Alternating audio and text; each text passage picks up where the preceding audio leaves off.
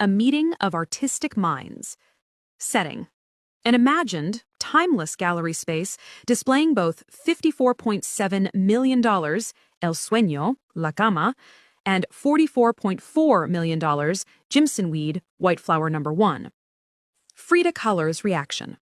Frida, perhaps leaning on her cane and dressed in her traditional Tehuana attire, lights a cigarette and looks at the news with a wry smile. Carajo, $54.7 million. So the little bed finally made its fortune. It seems my suffering, my dolor, is highly profitable for someone else now, no? It's a strange thing, Georgia.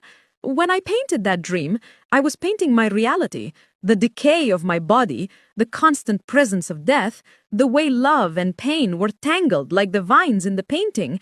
I certainly didn't paint it for a number. But I am glad.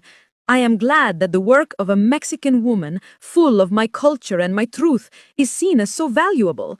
It means the truth of feeling cannot be ignored, not even by all the silly millionaires. She gestures toward O'Keeffe's monumental flower. Tell me, did you ever imagine that such a colossal sum would be attached to your beautiful, pure flower, Georgia? $44.4 million. Garja O'Keeffe's reaction. Garja, standing tall and austere, her gaze sharp and focused, as if examining the structure of a desert bone, nods slowly. Frida, my dear, the number is merely a sound. It tells me nothing about the work itself, but everything about the scarcity of a woman's power in a room full of men's names. When I made Jimson Weed, I was simply trying to paint what I saw, to make the experience of that massive white flower feel significant, as large as the landscape it grew in. People kept calling them sexual, but they are only about living and seeing acutely. She turns to Frida with a slight lift of her eyebrow. I am not surprised your work broke the record.